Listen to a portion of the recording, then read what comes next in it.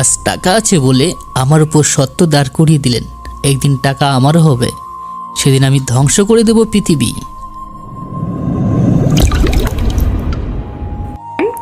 Who the hell is this? কে এই hacker যাকে তোমরা গত 10 দিন ধরে খুঁজে চলেছ কিন্তু পাচ্ছ না? সমস্যাটা কি তোমাদের? এত বড় বড় হ্যাকার রেখেও তোমাদের সামনে থেকে আমার কোম্পানির সব তথ্য চুরি করে নিচ্ছে কিভাবে? Tell me. আগামী কয়েকদিনের মধ্যে আমি ওই হ্যাকারকে আমার সামনে দেখতে চাই। কে করেছে এমনটা, কি চাই সে, সব কিছু আমার জানতে হবে। আর বাকিদের কাজ হবে নাসার সিস্টেম হ্যাক করার। ওর সাথে থাকা বা তার আওতাধীন সকল স্যাটেলাইট নেটওয়ার্ক আমার আন্ডারে চাই। রিফাত আবিরের রুমে এসে বসেছে। কম্পিউটার অন করলো ও। সাধারণ একটি কম্পিউটার। রিফাত কম্পিউটারের দিকে তাকিয়ে রহস্যময় এক হাসি দিল। অর্ককে ফোন দেয়। অর্ক রিসিভ করে বলে, হ্যাঁ রিফাত ভাই বলো। দেখা হবে খুব তাড়াতাড়ি।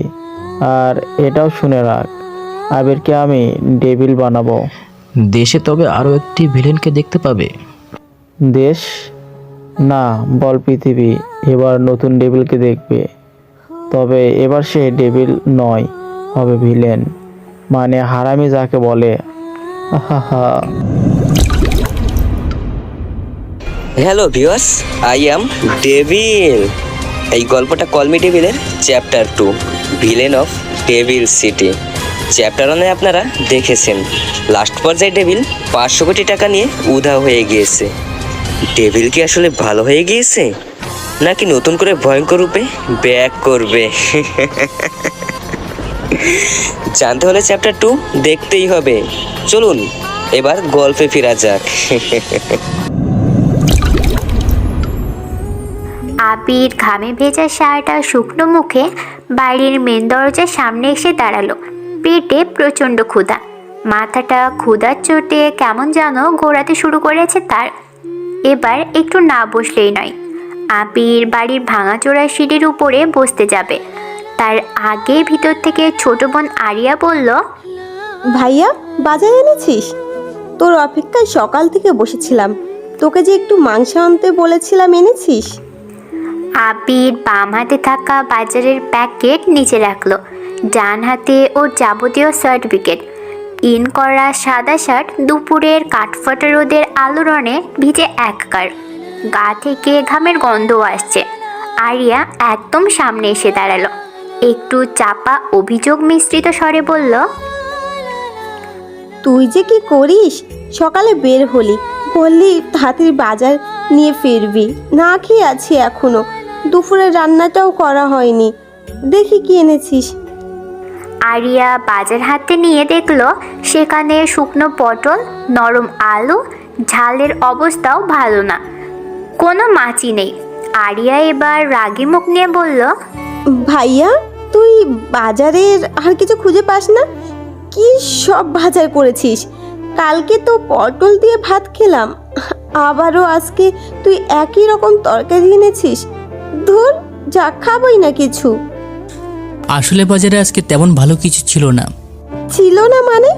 মেজো কাকু কত বড় একটা রুই মাছ কিনে এনেছে, সাথে কত রকমের টাটকা বাজার।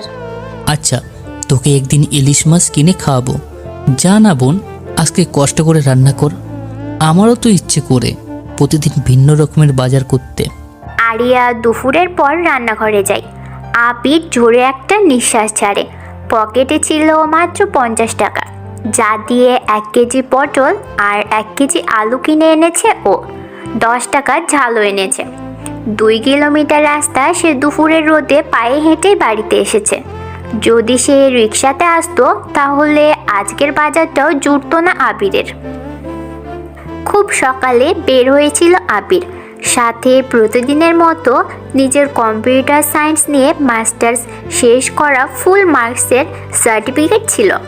প্রতিদিন বিভিন্ন জায়গায় চাকরির জন্য ঘুরে বেড়ায় আবির, কিন্তু ভাইবা দেওয়ার পরেই তাকে গোপনে বলা হয়, তোমার সব সার্টিফিকেট তো দেখলাম, পড়াশোনার ব্যাপারে তোমার কোনো উইকনেস নেই, সব সাবজেক্ট ভালো, তোমার অফিসে যে পদটি আছে সেটা ঠিক তোমার মতো লোকের জন্যই অপেক্ষা করছে, আর আমরাও ঠিক এইরকম একটা লোককে খুঁজেছি।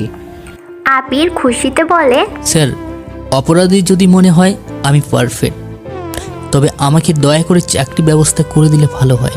আবিরের কথা শুনে অফিস ম্যানেজার বলতো, চাকরিটা ধরে নাও, তুমি পাচ্ছ, এটা কোনো নড়চড় হবে না। মাসের বেতন পাবে 40,000, কিন্তু একটা সমস্যা হয়ে গেছে। আবির ধরা গলায় জানতে চাই। কি সমস্যা? লোকগুলো ঝটপট বলে, তোমার ভাইবা তো বেশ ভালোই হয়েছে, কিন্তু চাকরিটা পেতে হলে তোমাকে 20 লক্ষ টাকা হাত খরচ জন্য দিতে হবে। যদি পারো তবে 1 সপ্তাহের মধ্যে তুমি অফিসে জয়েন করবে। আবির প্রতিটা অফিস থেকে ফিরে আসে টাকার কথা শুনে। আবির কখনো পড়াশোনাতে নিজেকে দুর্বল মনে করেনি।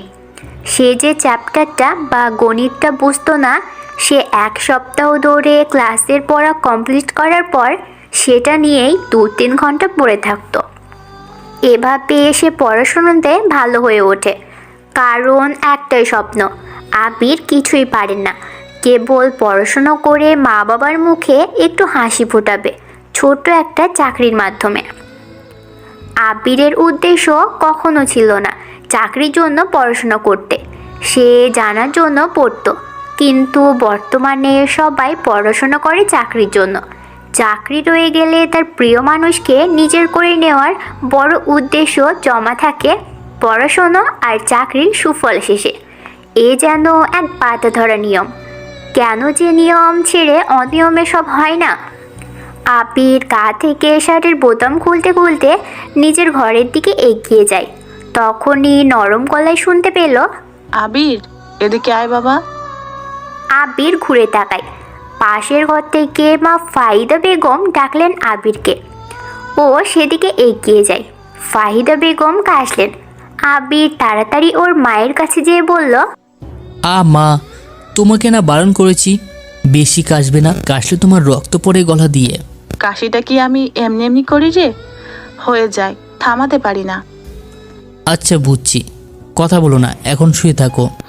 শুয়েই তো থাকি। তোর চাকরির কোনো ব্যবস্থা হলো? হয়ে যাবে মা, এসব নিয়ে তোমার এত ভাবতে হবে না। চাকরি যে কোনো জায়গায় ঠিক হয়ে যাচ্ছে, কিন্তু আমি আবার সব জায়গাতে বুঝলে চাকরি নিচ্ছি না। চাকরি করলে একদম বড় পর্যায়ের করব, বুঝলে তুমি? আমাকে মিথ্যে বলছিস খোকা?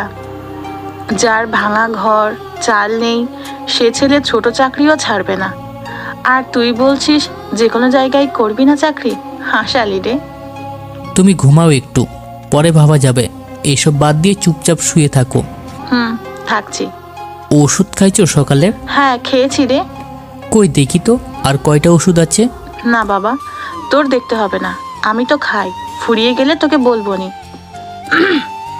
আবির ওর মা ফাহিদা বেগমের কথা শুনলো না। সে খাটের নিচ থেকে ঔষধ ছোট্ট ডালা বের করলো। সেখানে কোনো ঔষধ নেই, সব খালি পাতা পড়ে আছে। আবির ওর মায়ের দিকে তাকায়। ফাহিদা বেগম মুচকি হেসে বলল, কি করব বল, ঘরে খাওয়ার মতো তো চালও নেই। পড়াশোনার খরচের জন্য যা ছিল সবটা তোর জন্য তোর বাবা বিক্রি করে সেই যে অ্যাক্সিডেন্ট করে মরে গেল, এরপর তো সংসার তোর উপরে এসেই পড়েছে। বিদ্যুৎ বিল দিতে হবে না, তুই তোর চাচাদের বাড়ির জানালা বেয়ে আসা আলোয় পড়াশোনা করেছিস। দিনগুলো কি ভুলতে পারি রে? আমার না তোকে নিয়ে চিন্তা কম, চিন্তা আরিয়াকে নিয়ে। কি হবে মেয়েটার? ওর ঘরে কারেন্ট এনে দিলি, টিউশনির টাকা জমিয়ে, একবেলা খাবারের টাকা জমিয়ে ওর জন্য তুই স্মার্টফোন কিনে দিলি। ওর পড়াশোনার খরচ আর সংসার তো তুই একাই চালাস। তার উপর আমার বড় রয়ে গেছে ধরা পড়লো, ওষুধের খরচও যে তোকে চালাতে হচ্ছে। আর কত রে খোকা, প্রতিদিন একই রকম তরকারি কেন খেতে হয় সেটা কেবল ওই পরিবারের লোকেরাই জানে। যেই পরিবারের পাশের বাড়ি থেকে আসা মাংস মাছের গন্ধ নাকে ভাসতে থাকে, অথচ খেতে পারি না, সেই পরিবার বোঝে কেন প্রতিদিন একই তরকারি দিয়ে ভাত খেতে হয়। ঔষধ ফুরিয়েছে আজ 3 দিন হলো, তোকে বলতে ইচ্ছে করেনি। জানি না তুই কিভাবে টাকা নিয়ে ঔষধ আনবি, তবে সেই ঔষধ খেতেও যে আমার কষ্ট হয় বাবা। কান্না আসে রে বুক ফেটে। আল্লাহকে বলি, সবার মরণ করছো, আমাকে কেন নিয়ে যাচ্ছ না? মা তুমি চুপ করবে নাকি আমি বাড়ি ছেড়ে চলে যাব? আবির একটু জোরে কথা বলে উঠল। ফাহিদা বেগম মুচকি হাসলেন। আবির কোনো কথা বলল না আর। ওষুধের খাঁচিটা জায়গাতে রেখে যেভাবে এসেছিল ওভাবেই বাড়ি থেকে বের হয়। হাঁটতে থাকে ও। জন হেনরিলা টমাস কিবোর্ড হাতে তুলে ফ্লোরে ছুঁড়ে মারলেন। সংক্ষেপে তাকে টমাস নামেই সবাই জানে। উনি পৃথিবীর একমাত্র ধনী ব্যক্তি। মাইক্রোসফট কোম্পানিটা ওনার নিজের, যা থেকে প্রতি মাসে ইনকাম করে কোটি কোটি ডলার। টমাস গা থেকে কোট খুলে সামনে থাকা কম্পিউটারের উপর ছুঁড়ে মারলেন। পিছনে 10 থেকে 15 জন লোক দাঁড়িয়ে আছে। টমাস ঘুরলেন পিছনে, জোরে জোরে চিৎকার করে বললেন, who the hell is this? কে এই হ্যাকার যাকে তোমরা গত 10 দিন ধরে খুঁজে চলেছ কিন্তু পাচ্ছ না? সমস্যাটা কি তোমাদের? এত বড় বড় হ্যাকার রেখেও তোমাদের সামনে থেকে আমার কোম্পানির সব তথ্য চুরি করে নিচ্ছে কিভাবে? Tell me. কেউ কোনো কথা বলছে না। আমেরিকার বিশাল কোম্পানি টমাসের। শুধু মাইক্রোসফট না, অ্যাপেল থেকে শুরু করে উইন্ডোজের সব কিছুই ওনার। বিশ্বের দামি হ্যান্ডসেট আইফোন ওনারই কোম্পানির। সেই কোম্পানির কিছু তথ্য 10 দিন আগে চুরি করে নেওয়া হয়েছে। কে করেছে সেটা কেউ জানে না, আর খবরটা গোপনীয় আছে। মিডিয়া জানলে ব্যাপারটা হয়তো আরও জটিল হতে পারে। জন টমাসের ধারণা এটা। সে কারণে ওনার কোম্পানিতে থাকা সবচাইতে দক্ষ আর বড় হ্যাকারদেরকে ডেকেছেন তিনি। 15 জন সেরা সেরা হ্যাকার লাগিয়েও 10 দিনে তিনি ওই হ্যাকারের কোনো হদিশ পাননি।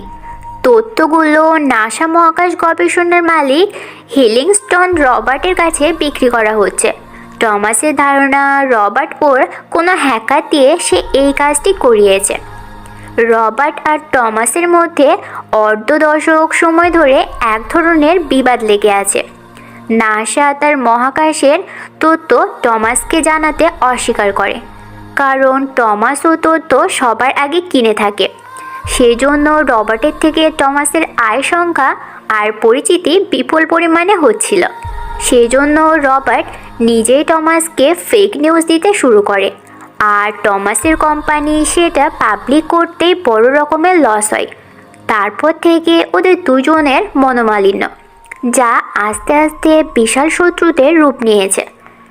রবার্ট চায় টমাসের মাইক্রোসফট কোম্পানির মতো একটা কোম্পানি করতে। সেজন্য রবার্ট তথ্য চুরি করিয়েছে, আর টমাস চায় নাসার পুরো সিস্টেম নিজের কবজায় নিতে। সেজন্য দুজন নিজেদের কোম্পানি প্রোটেক্টের কাজে বড় বড় হ্যাকার নিয়োগ করে রেখেছে। দুজনের কোম্পানি সিকিউরিটি সিস্টেম এত বেশি প্রখর আর উন্নত যে কোনো হ্যাকারই সেটা নষ্ট করতে পারবে না। কিন্তু তবুও দুজনের মধ্যে শত্রুতা চলেই যাচ্ছে। টমাস বলল, আগামী কয়েকদিনের মধ্যে আমি ওই হ্যাকারকে আমার সামনে দেখতে চাই। কে করেছে এমনটা, কি চাই সে, সব কিছু আমার জানতে হবে। আর বাকিদের কাজ হবে নাসার সিস্টেম হ্যাক করার। ওর সাথে থাকা বা তার আওতাধীন সকল স্যাটেলাইট নেটওয়ার্ক আমার আন্ডারে চাই। টমাস কথাগুলো বলে সেখান থেকে চলে যায়। রুমে থাকা সব হ্যাকার যেন একটু শান্তিতে নিঃশ্বাস ফেলল। কিন্তু তারাও খুঁজছে কে এই হ্যাকার, কে এত ইনফরমেশন চুরি করার ক্ষমতা রেখেছে।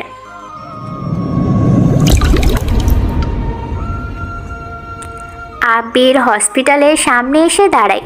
জনসেবা হসপিটাল। আবিরকে দেখে ডক্টর মোহিত প্রশ্ন করল, কি ব্যাপার আবির, তুমি এই অসময়ে? ওই যে কারণে আসা হয় আমার। কি এক বিষয় নিয়ে পড়লে? ডাক্তারি কোনো কিছু যদি পড়তে তাহলে এখানেই তোমার চাকরির ব্যবস্থা করে দিতাম। সেটা তো করলে না। কম্পিউটার সায়েন্স নিয়ে ঘরে বসে আছো। কি হবে কম্পিউটার সায়েন্স নিয়ে পড়ে, যদি এই বয়সে একটা চাকরিই না জোটাইতে পারো? তাড়াতাড়ি করুন, মায়ের ওষুধ লাগবে। আসো ভিতরে। আবির হসপিটালের মধ্যে একটা রুমে প্রবেশ করে। Blood donate room. কিন্তু আবির নিজের রক্ত দান করে না। মানুষ রক্ত দান করে একজন রোগীকে বাঁচানোর জন্য, আর আবির রক্ত বিক্রি করে তার মায়ের জন্য ওষুধ নিয়ে যায়। এটা আজকে প্রথম নয়, কয়েক মাস আগেও ওর শরীরে থাকা গোল্ডেন পজিটিভ রক্ত বিক্রি করে দিয়েছে, যা দিয়ে ইন্টারভিউ কাগজ কিনত। ডক্টর মোহিত প্রশ্ন করল, কিছু খেয়েছো? আবির মাথা নাড়িয়ে না জানালো। মুহিত কয়েকটা আপেল বাড়িয়ে দিয়ে বলা শুরু করলো, আবির, এমন কোনো রক্তের গ্রুপের কথা কি জানো যে গ্রুপের মানুষের সংখ্যা পৃথিবীতে সর্বস্বকুলে 50-এরও কম? অবিশ্বাস্য হলেও এটি বিশ্বের বিরলতম রক্তের গ্রুপ। রক্তের এই গ্রুপ গোল্ডেন ব্লাড নামে পরিচিত। ভারতীয় সংবাদ মাধ্যম নিউজ জানিয়েছে এমন তথ্য। এই রক্তের RH সিস্টেম 61 অ্যান্টিজেনের অস্তিত্ব ছিল না। এই রক্তের নাম দেওয়া হয় RH নাল। সাধারণত রক্তের কোষগুলোতে 342টি অ্যান্টিজেন থাকে। এই অ্যান্টিজেনগুলোর কমিশনই নির্ধারণ করে কোনো রক্তের গ্রুপ ঠিক কী হবে। এই অ্যান্টিজেনের ভিত্তিতে মানুষের রক্তকে 4 ভাগে ভাগ করা হয়। সেগুলো হলো A, B, AB R O। প্রত্যেকটি রক্তের গ্রুপ আবার 2 ভাবে বিভক্ত, পজিটিভ এবং নেগেটিভ। অর্থাৎ সব মিলিয়ে মানুষের শরীরে মোট 8 রকমের রক্ত পাওয়া যায়। সেগুলো হলো A positive, A negative, B positive, B negative, O positive, O negative, AB positive ও AB নেগেটিভ। 1961 সালে প্রথম এই রক্তের গ্রুপের সন্ধান পাওয়া যায়। তারপর থেকে এ পর্যন্ত বিশ্বে মাত্র 40 জন মানুষের মধ্যে গোল্ডেন ব্লাড এর অস্তিত্ব খুঁজে পাওয়া গিয়েছে, যার মধ্যে তুমি একজন। এই ধরনের রক্ত বিরল হওয়ার কারণে এই গ্রুপটির নাম দেওয়া হয়েছে গোল্ডেন ব্লাড। এই গোল্ডেন ব্লাডের অধিকারীদের মধ্যে 9 জন নিয়মিত রক্তদান করেন, তবে একজন বিক্রি করে, আর সেটা তুমি। বর্তমানে বিশ্বের জনসংখ্যা প্রায় 800 কোটি, যাদের মধ্যে গত 57 বছরে এমন 40 জনকে পাওয়া গেছে যাদের শরীরে এই বিরল গ্রুপের রক্ত রয়েছে। আবির কিছু বলল না, রক্ত দিয়ে সে বেড থেকে উঠল। মোহিত ওর সামনে টাকার বড় একটা খাম এনে দিল। আবিরের এটা প্রয়োজন। সে ছোট ছোট দোকান বা কোম্পানিতে চাকরির খোঁজ করেছিল, কিন্তু একটা বিষয় আছে না, চাকরি যদি উপরওয়ালায় ভাগ্যে না লিখে থাকে তাহলে তুমি চেষ্টা করলেও ব্যর্থ হবে। ঠিক আবিরের বেলাতেও এমনটাই হচ্ছে। সে ছোট কোনো জায়গাতে চাকরি খুঁজলে পিছন থেকে সবাই বলে, এত দূর অবধি পড়াশুনো করেও তুমি এখানে চাকরি করবে? এটা আমরা মেনে নিতে পারবো না। সহজ কথা, তারাও চাকরি দিতে নারাজ, ঘুষ ছাড়া। দুনিয়াতে টাকার মূল্য বেশি। কথিত আছে পৃথিবীতে মানুষের জন্য দ্বিতীয় সৃষ্টিকর্তা হলো টাকা। টাকার কি এতটাই মূল্য?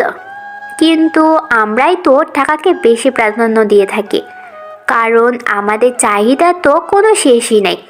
আজকে কেউ 10,000 টাকার ড্রেস কিনছে, 2 দিন পর আবার কিনবে। অথচ এত টাকার ড্রেস কিনেই বা কী হলো, আবার পরে অন্যটা কেনারই বা কী প্রয়োজন?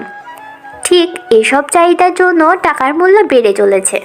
আবির হসপিটাল থেকে বের হয়, কাছে ওর প্রায় 20,000 টাকা। ব্যাপার খুব বিরল। নিজের রক্ত বিক্রি করে সংসার চালানো হচ্ছে। কত জায়গায় কাজ খুঁজেছে, কিন্তু পড়াশোনাতে ডুবে থাকা ছেলেটা কি আর তার হাতের কোনো কাজ পারবে? আবার চাকরির জন্য বহু জায়গাতে ছুটে বেরিয়েছে। লাখ টাকার দাবিতে সে আজ ব্যর্থ। পকেটে হাত গুজে সে হাঁটছে। ওর পকেটে থাকা বাটন ফোনটি বেজে উঠল।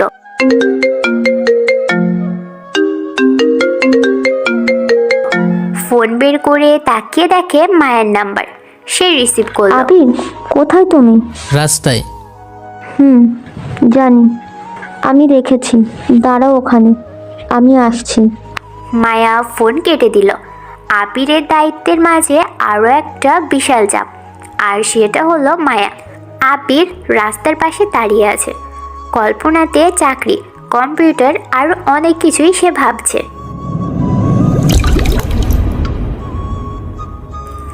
আবির হাঁটছে, পকেটে হাত গুজে হাঁটছে ও। হঠাৎ অনুভব করলো ওর পাশে একটা সাদা রঙের গাড়ি এসে থেমেছে। আবির গাড়িটাকে খুব ভালো করে চেনে। মায়া গাড়ি থেকে নামলো, হাতে একটা মোটা ব্যাগ। গাড়ির সামনে এসে ড্রাইভারকে বলল, আপনি চলে যান। গাড়ি নিয়ে তিনি চলে গেলেন। আবিরের পাশে এসে দাঁড়ায় মায়া। রিক্সা ডাকো। না, বাসায় যাব, মায়ের ওষুধ ফুরিয়ে গেছে। যেও, বাট একটু পর, আগে রিক্সা ডাকো। মায়া যেটা বলবে সেটাই সে করবে, কারণ মায়া আবিরের ব্যাপারে প্রচণ্ড জেদি। তাই আবির কোনো কথা বলল না, রিক্সা ডাকলো ও। মায়া আবিরকে নিয়ে রিক্সাতে করে ছোট্ট পার্কের দিকে এগিয়ে যায়। আবির আর মায়া দুজনে একে অপরকে অনেক বছর ধরে ভালোবাসে, দুজনকে এত সহজে বুঝতে পারে, দুজনকে খুব সহজে বুঝতে পারে। এই জন্য কে কখন রেগে আছে আর কখন কি বলা দরকার সবটাই যেন সহসা মুখস্থ থাকে। একটা সম্পর্ক অনেক বছর টিকে থাকার পিছনের আসল রহস্য হলো আন্ডারস্ট্যান্ডিং, একে অপরকে খুব বেশি পরিমাণে বোঝা। সহজে বোঝা এই ব্যাপারটাই রিলেশনকে বহুদূর এগিয়ে নিয়ে যায়। আবির আর মায়ের মধ্যে এইরকম রিলেশন কলেজে পড়ার সময় থেকে একে অপরের প্রেমে পড়ে। মায়া মেয়েটা ডিফারেন্ট, বড়লোকের মেয়ে হলেও চলাফেরা সাধারণদের মতো, মানে মায়াকে বউ হিসেবে পারফেক্ট মানাবে। ভাগ্যক্রমে আবির মায়াকে পাই, যদিও সম্পূর্ণভাবে কাছে পায় না তারা একে অপরকে, শুধু বিয়েটা হলেই হয়ে যাবে। কিন্তু আবির চাকরি না পাওয়াতে কোনো কিছুই হচ্ছে না। মায়া তার পরিবারকে জানাতে পারছে না আবিরের কথা, আবার আবির তাকে বিয়েও করতে পারছে না চাকরির অভাবে, কারণ আবির এমনিতেই মার বোনকে কষ্ট করে চালাচ্ছে। তার উপর যদি মায়াকে নিয়ে আসা হয়, পরিস্থিতি আর আগের মতো থাকবে না। কথায় আছে, অভাব যখন নিকটে আসে তখন ভালোবাসাটাও জানালা দিয়ে পালায়।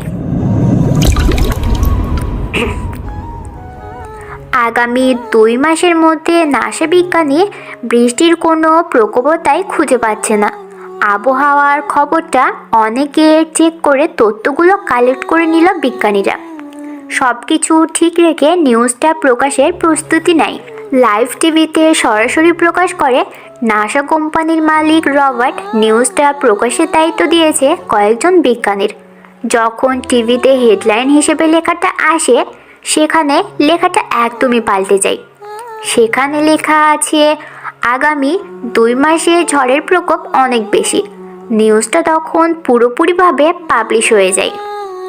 নাসা থেকে আবহাওয়ার এমন খবর দেখে সাধারণ পাবলিক ধরেই নিয়েছে আগামীতে ঝড় আসতে চলেছে। কিন্তু রবার্ট নিউজটা দেখার পর সে নিজেই অবাক হয়। এমনটা তো ছিল না। সে সবাইকে ডাকে, নিউজের ব্যাপারে জানতে চাই। এটা কি ধরনের খবর প্রকাশ হলো? স্যার, আমরা কিছুই জানি না।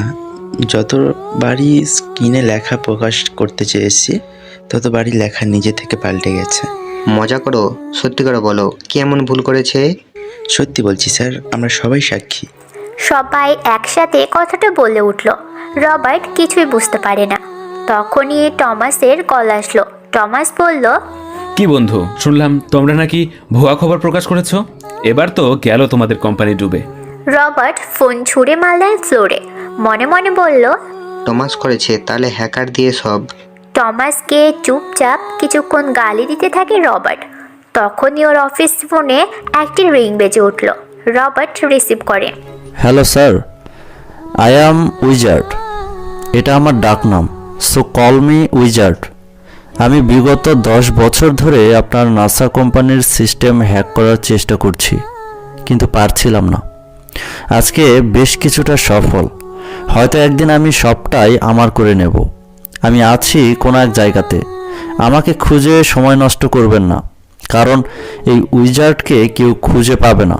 একবার ভাবুন তো, যে আপনার সিস্টেমের কিছুটা হলেও হ্যাক করতে পেরেছে, তাকে কি এত সহজে খুঁজে পাবেন? তাই বলছি, আপনি সিকিউরিটি বাড়ান। এমন দিন আসবে করা সিকিউরিটিতেও কাজ হচ্ছে না। টেক কেয়ার, অ্যান্ড ব্ল্যাক উইজার্ডের পক্ষ থেকে অগ্রিম শুভকামনা। কেমন যেন গম্ভীর গলায় কথাগুলো বলে ব্ল্যাক উইজার্ড নামের হ্যাকার ফোন কেটে দিল। রবার্ট বোকার মতো তাকিয়ে আছে সামনে। সহকারীরা ওর পাশে এসে দাঁড়ায়। জন হ্যানরি নামের একজন জিজ্ঞেস করলো, কি হয়েছে স্যার? আপনাকে এমন আপসেট দেখা যাচ্ছে কেন? পরে সব বলবো। আগে আপাতত আমাদের সব সিস্টেম অফ রাখো। টিভিতে একটা নিউজ প্রকাশ করো, হ্যাকার প্রয়োজন। যে দক্ষ হ্যাকার তাকে সরাসরি নাসা কোম্পানিতে জব দেওয়া হবে। অফারটা প্রকাশ করো সব চ্যানেলে, শুধু যুক্তরাজ্য নয়, পুরো পৃথিবীতে নিউজটা যেন প্রকাশ পায়। আমি হ্যাকার চাই, যে কোনো বড় ধরনের হ্যাকার আমার দরকার। কিন্তু কেন স্যার? কারণটা কি? সব কিছু জানতে পারবে। যা বললাম সেটা করো। স্যার, হ্যাকার তো আর বাজারে কোনো পণ্য নয় যে চাইলেও পাবো।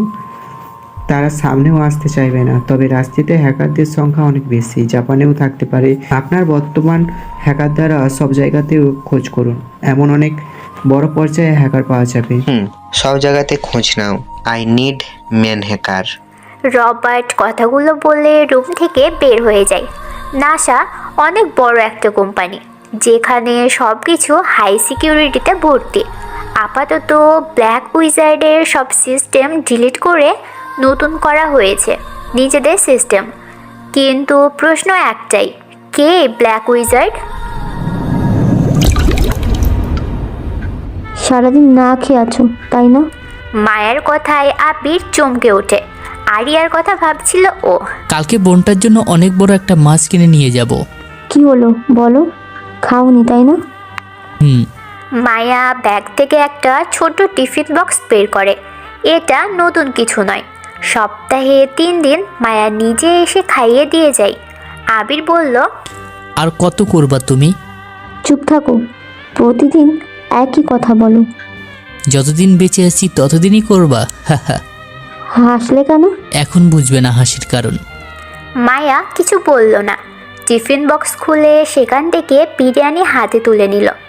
আবিরের মুখের সামনে ধরে খেতে বলল ও। আবির বাধ্য ছেলের মতো বিরিয়ানি খেতে থাকে। মায়া আবিরের খাওয়া দেখছে। সন্ধ্যা হয়ে এসেছে প্রায়। আবিরকে খাইয়ে দিয়ে মায়া ওর কাঁধে মাথা রাখলো। আবির, তাড়াতাড়ি কিছু একটা করো। বাড়ি থেকে তো বিয়ের কথা প্রতিদিন শুনতে হচ্ছে। আর একটু সময় দাও, জানি না কি করতে পারবো, তবে চেষ্টা করব তোমাকে না হারিয়ে ফেলার। হারাবে মানে? শোনো, আমি তোমাকে ছাড়া কাউকে বিয়ে করব না। পৃথিবীর সব সত্যিকারের ভালোবাসার সম্পর্কে দুজনে একই রকম কথা বলে, তোমাকে ছাড়া কারো হব না, অন্য কাউকে বিয়ে করব না, তোমাকে ছাড়া অন্য কাউকে স্পর্শ করতে দেব না। কিন্তু সময়ের পরিবর্তনে সব কিছু পাল্টে যায়। আজ বুঝলাম, মেয়ের বিয়ের বয়স হলে বাবা থেকে বয়ফ্রেন্ডের চিন্তা অনেক বেশি হয়ে থাকে। ধুর, এসব কথা আমার শুনতে ভালো লাগে না। চলো বাসায় যাই। শোনো, মায়া ওই ছোট্ট ব্যাগ থেকে কতগুলো টাকা বের করে আবিরের সামনে বাড়িয়ে দিল। আবির টাকার দিকে তাকিয়ে থাকে কিছু সময়। মায়া বলল, এখানে 10,000 টাকা আছে, নাও, কাজে লাগবে। না, অনেক নিয়েছি, আর নিতে ইচ্ছে করছে না। চুপ, বেশি কথা বলবা না। তোমার কাছে কি কখনো টাকা ফেরত চেয়েছি? আমি তো তোমার কেউ না। মায়া ডান পকেটে টাকা গুঁজে দিয়ে আবিরের কপালে চুমু দিয়ে সেখান থেকে চলে যায়। কিছু দূর যেয়ে থেমে বলল, এখন থেকে আর রক্ত বিক্রি করতে হবে না।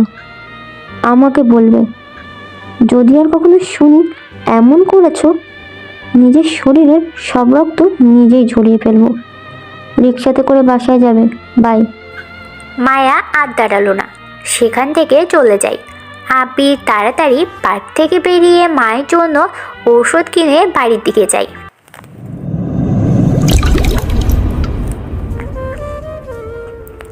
আরিয়া বাড়ির পিছনের বাগানের দিকে বসে আছে।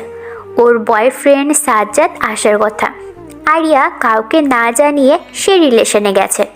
যদিও রিলেশন ব্যাপারটা কাউকে না জানিয়ে হয়ে থাকে, রোজ রাত জেগে ওরা চ্যাটিং করে। রাতের বেলা এখানেই দেখা করে দুজন।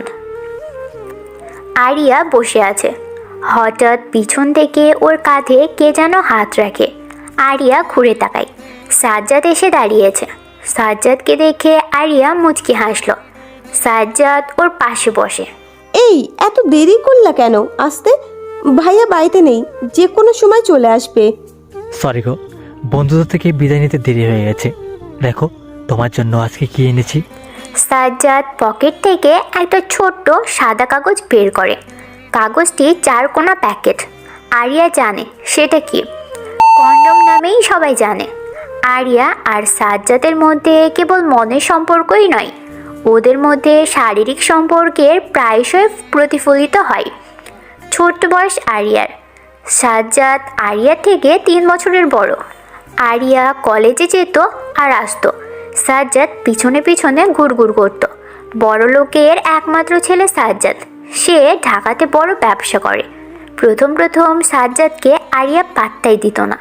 সাজ্জাদ প্রায়ই আরিয়াকে এসে ভালোবাসি বলতো, কিন্তু আরিয়া তাকে সাফ জানিয়ে দেয় সে রিলেশন করবে না। মেয়েদের মন নাকি প্রজাপতির থেকেও নরম, একটা ফুলের পাপড়ির থেকেও কোমল। আর ঠিক সেটাই হলো। সাজ্জাদ 1 বছর আরিয়ার পিছনে ঘুরে বেড়ানোর পর আরিয়া রাজি হয়। রাজি হবেই বা না কেন? সাজ্জাদ তো ভালোবাসার সব রকম প্রয়োগ আরিয়াকে দেখিয়েছে। আরিয়া তাকে প্রচণ্ড ভালোবেসে ফেলেছে। এরপর রাত জেগে দুজনের কথা বলা, চ্যাটিং, কত শত বাধা ধরা নিয়ম অনিয়ম ছাড়িয়ে কথার ফুলঝুরি সাজিয়ে চলেছে ওরা দুজন। কথার অববাহিকায় আরিয়ার মনে সাজ্জাদকে নিয়ে নতুন স্বপ্নের স্বার্থবাস ধরা দিয়েছে। অজানা আর নিষিদ্ধ আহ্বানে বারবার এগিয়ে গেছে দুজন। একে অপরকে আলিঙ্গনে ছিল প্রতিদিনের নেশা। সেই আলিঙ্গন নেহাত শুধু আলিঙ্গন ছিল না, সেটা ছিল কামনার এক বিশাল বাসনা পূরণের অদম্য আগ্রহ, যার শেষ সুখময় আত্মচিৎকারে। আজকে দেখা কিছু হবে না। 2 দিন আগেই তুমি যা করেছো, ভয়ে আছি যদি বেবি চলে আসে। সাজ্জাদ মুচকি হাসল। আরিয়া মুখে বারণ করলেও ঠিকই শরীরের অগ্রাহ্যতায় নিজেকে স্বল্প নয় আগ্রহের অনিবেদিতায় পিকিয়ে দিচ্ছে। সাজ্জাদ থেমে নেই। ও সুস্থ সবল হাতে তেলের সম্মানটি বহু আগেই চালানো করে দিয়েছে। নারী শরীরের উন্মোদনা যেন বিশাল আকাশ পরিমাণ। সাজ্জাদ আরিয়ার ওড়নাটা দূরে ফেলে দেয়। এরপর ধাক্কা দিয়ে তাকে ঘাসের উপর শুয়ে দিল।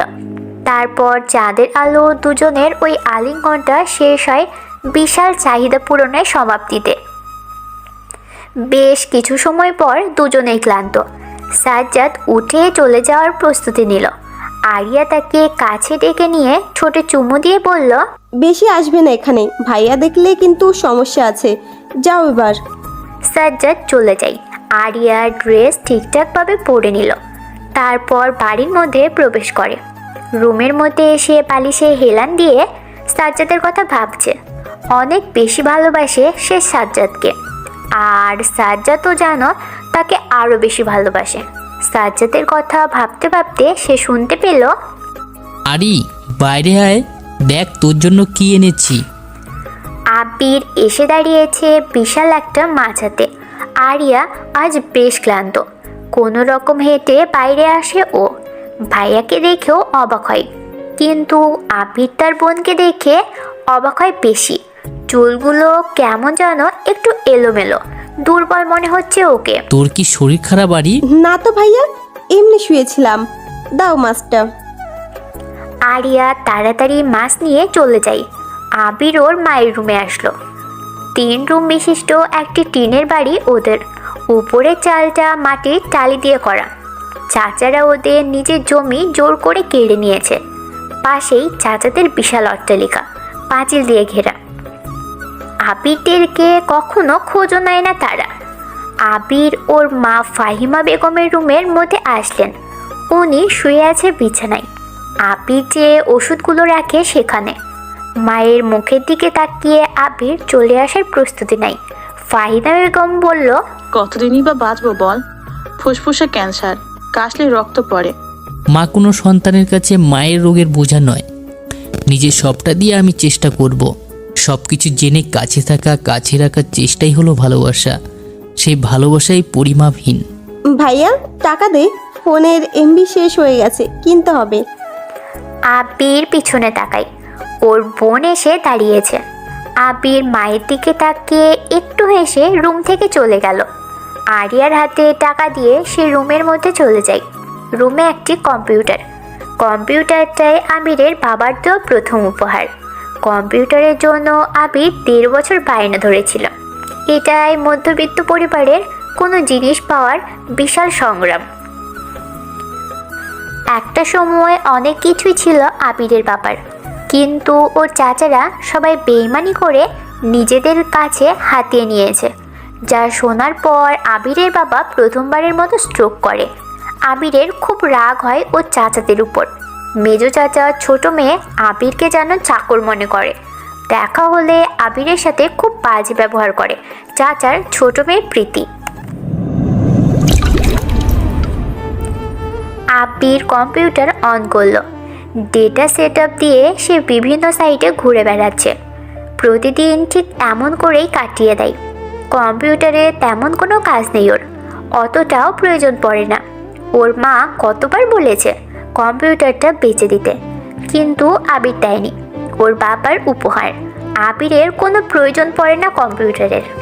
কথাগুলো ভাবতে ভাবতে ওর ফোনে রিং আসলো। তাকিয়ে দেখে অর্ক ফোন করেছে। অর্ক ওর ক্লাসমেট। অনার্স প্রথম বর্ষে থাকাকালীন আবির অর্ককে দেখেনি। 3rd ইয়ারে এসেই হঠাৎ করে অর্ক নামের একটা ছেলে আসে আবিরদের রুমে। আবির ব্রিলিয়ান্ট স্টুডেন্ট হলেও কখনো ক্লাসের টপারদের মতো করে প্রতিযোগী করে পড়া করেনি। সে ঠিকই এক্সামে সবার টপার হয়ে দেখাতো। আবির বসতো শেষের দিকে, আর অর্ক এসে বসেছিল আবিরের পাশে। আবির এক কোণাতে আর একই বেঞ্চে অর্ক আরেক কোণাতে।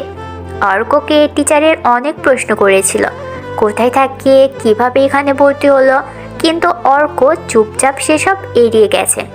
এজন্য আবিরের খুব ভালো লাগতো অর্ককে। তারপর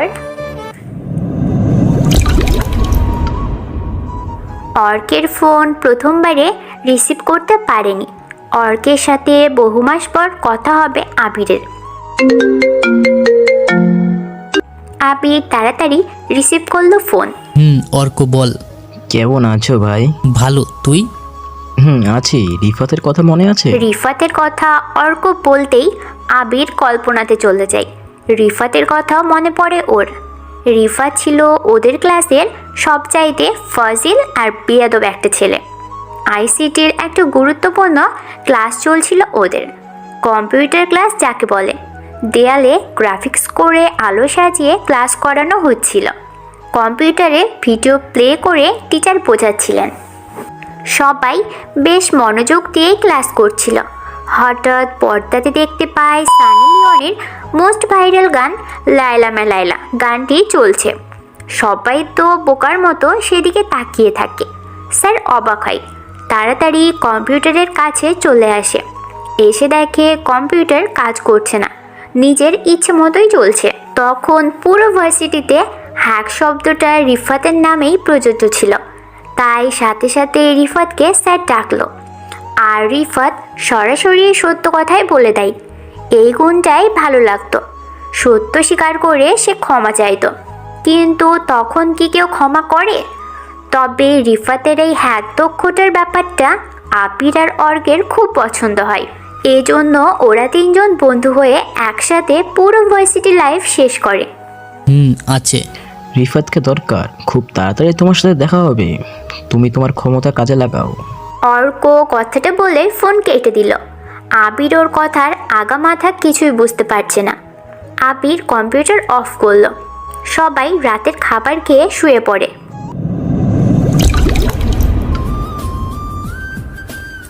আরিয়া ফোনে চ্যাট করছে। ফোনের ওপাশে আছে সাজ্জাদ। দুজনে বিয়ের প্ল্যানিং করছে। সাজাদ, বিয়ে করবে কবে আমায়? ভাবছি তোমাকে নিয়ে পালিয়ে যাবো ঢাকাতে। কবে যাবা? খুব তাড়াতাড়ি যাব। বলছি কালকে কি আবার আসবো? এই না, বিয়ে করো আগে। তুমি অনেক বদমাইশ হয়ে গেছো। আসি না, আমি কি চলে যাচ্ছি নাকি? না, বিয়ে করো আগে। ও বুঝেছি, আমি তো তোমার কাছেরই মানুষ না। থাকতে লাগবে না, ঘুমিয়ে পড়ো, রাখছি। আরে রাগ করছো কেন? আচ্ছা, আমি জানাবো সুযোগ বুঝে। আমার মিষ্টি বউ। দুজনে আরও বেশ কিছু সময় চ্যাট করে রাত গভীর হয়। সবাই ঘুমের দেশে আচ্ছন্ন হয়ে পড়ে। টমাস তার নিজের অফিসে বসে আছে। চারপাশে ঘিরে আছে বিভিন্ন দেশের হ্যাকার, কিন্তু হঠাৎ ও তার পিসিতে খেয়াল করে ওর অ্যাকাউন্টে আসা টাকা কোনো একটি প্যাচালো নামধারী অ্যাকাউন্টে ট্রান্সফার হচ্ছে। মানে টমাসের অ্যাকাউন্টে টাকা আসছে, আর টমাসের অ্যাকাউন্টের টাকা সাথে সাথে আরেকটা অ্যাকাউন্টে চলে যাচ্ছে। টমাস কিছু বোঝার আগেই বাংলাদেশি 4 কোটি টাকা সেই অনুপ্রবেশকারী অ্যাকাউন্টে চলে গিয়েছে। টমাস ওর নিজের অ্যাকাউন্ট বন্ধ করে দিল।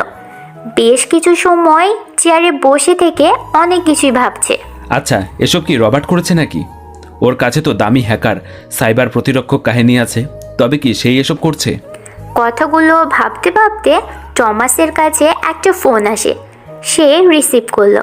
ওপাশ থেকে ভাঙা ভাঙা গলায় বলল, হ্যালো স্যার, কেমন আছেন? I am black wizard. আমাকে চিনবেন না। আমার পেশা সম্পর্কে আপনি বললে হয়তো বুঝতে পারবেন আমি কে। আমি একজন সাইবার হ্যাকার। সাইবার জগতে আমি উইজার্ড নামে পরিচিত। আপনার অ্যাকাউন্ট থেকে টাকাটা সরিয়ে নিলাম আমি। সব কিছু হ্যাক করার ইচ্ছে ছিল আমার, কিন্তু পারছি না। অনেক প্রোটেকশন দেওয়া আপনার নিজস্ব সাইবারে, তবে একদিন ঠিকই সব কিছু আমি নষ্ট করে দেব, নিজের কবজায় নিয়ে আসব। আমাকে কেউ আটকাতে পারবে না।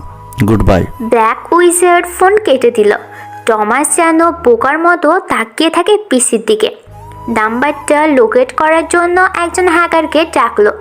কিছু সময় পর টমাসকে এসে জানানো হয়, নাম্বারটি কোনো লোকেটেড হচ্ছে না, বারবার লোকেশন পাল্টে যাচ্ছে। টমাস বেশ উত্তেজিত হয়ে সবাইকে বলল, হয়তো হতে পারে রবার্টের এটা কোনো চাল, তবে সেই প্ল্যান যেন আগামীতে বড় না হয়, সেজন্য আমাদের দক্ষ হ্যাকার প্রয়োজন। পৃথিবীর সব জায়গায় খোঁজ নাও, দক্ষ হ্যাকার কোথায় পাবো? উইজার্ডকে কি চায় তাকে থামাতেই হবে। ওই আবিরের বাচ্চা, ওঠ বলছি, ওঠ। আবির লাফ দিয়ে বিছানা থেকে উঠল। চোখ কষলে পাশে তাকিয়ে দেখে প্রীতি দাঁড়িয়ে আছে। আবির কিছুটা বিরক্ত নিয়ে বলল, তুই এখানে কেন? ওই, তোকে না বলেছি আমাকে তুই করে বলবি না?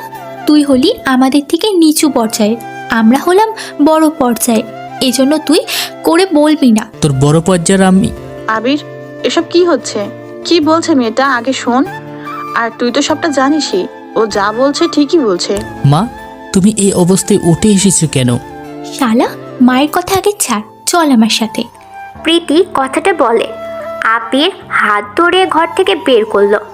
আরিয়া সামনে এসে দাঁড়ায়। প্রীতির দিকে তাকিয়ে বলল, তুই ভাইয়ের সাথে এইভাবে কথা বলছিস কেন? চুপ কর তুই, বেশি কথা বললে তোকেও বাড়ির কাজে লাগিয়ে দেব, বুঝলি? কেউ কোনো কথা বলল না। বলবেই বা কি করে? আবির চাইলে অনেক কিছুই তো বলতে পারে, কিন্তু কেন বলছে না? কারণ একটাই, আবিরেরা বর্তমানে যে জায়গায় থাকছে সেটা প্রীতিদের, মানে আবিরের মেজ চাচা নিয়াজ সাহেবের। আবির কিছু বললেই ওর মা বোনকে নিয়ে রাস্তায় বের হতে হবে। মা আর বোনের দিকে তাকিয়ে সব কিছু মেনে নিচ্ছে আবির। দেখ আমার গাড়ির অবস্থা কি, কাদা লেগে আছে, ড্রাইভারও আসেনি, তুই এক্ষুনি পরিষ্কার কর। আমি পারবো না। তুই পারবি, তোর বাপ। আর একবার আমার বাবাকে নিয়ে কথা বললে। আবির প্রীতির দিকে হাত উঠিয়ে কথাটা বলল। সাথে সাথে পিছন থেকে আবিরের কাঁধে হাত রেখে কে যেন ঘুরিয়ে নিল। আবির সামনে ঘুরতেই একটা চর ওর গালে এসে পড়ল। আবির তাকিয়ে দেখে নিয়াজ সাহেব এসে দাঁড়িয়েছে। আবিরের শার্টের কলার টেনে ধরে বলল, ছোট লোকের জাত ছোটদের মতো থাকবি। আমার মেয়ে যা বলছে তাই কর, না হলে যেখানে থাকিস না সেটাও কেড়ে নেব, এরিয়া থেকে বের করে দেব, বুঝলি? নিয়াজ সাহেব কথাগুলো বলে সেখানে থেকে চলে যায়। আবির রাগী দৃষ্টিতে তাকিয়ে আছে সেদিকে। প্রীতি বলল, এইভাবে তাকিয়ে লাভ নেই, আমার জুতোয় কাদা লেগে আছে, পরিষ্কার করে দেখুনি, মুখ দিয়ে যেন তোর আর একটা কথাও বের করতে না শুনি। আবির একটি কাপড় নিয়ে নিচু হয়ে প্রীতির জুতো থেকে কাদা সরাতে থাকলো। প্রীতি মুচকি হাসছে। আবির বসা থেকে উঠে দাঁড়ায়। প্রীতি ওর ব্যাগ থেকে কতগুলো টাকা বের করে আবিরের মুখের উপর ছুঁড়ে মারল। প্রীতি বলল, নে, খাবার ছড়িয়ে দিয়েছি, মোরগদের মতো খুঁটে খুঁটে খা, গাড়িটা পরিষ্কার করে চলে যায় এখান থেকে। প্রীতি সেখান থেকে চলে আসলো। আবির নিচে মাটির দিকে তাকায়। কতগুলো নতুন চকচকে 1000 টাকার নোট পড়ে আছে। আবির টাকাগুলো তুলে নিল। 5,000 টাকা সেখানে। আবির টাকাগুলো গুছিয়ে গাড়ির মধ্যে রেখে দেয়। মনে মনে বলে, টাকা একদিন আমারও হবে, সেদিন আমি হব রাজা। মায়া আবিরকে অনেকবার কল দিয়েছে। আবিরকে তার বাবার অফিসে কম্পিউটারে রাখা হিসেব নিকেশের কাজের চাকরির জন্য অনুরোধ করেছে। মায়ার বাবা জনাব মাহমুদ সাহেব আবিরকে যেতে বলেছে। আর আবিরকে নিতেই মায়া এসেছে পরিচিত পার্কে, যেখানে ওরা দুজন প্রায়ই দেখা করে। আবির ফোন রিসিভ করলো।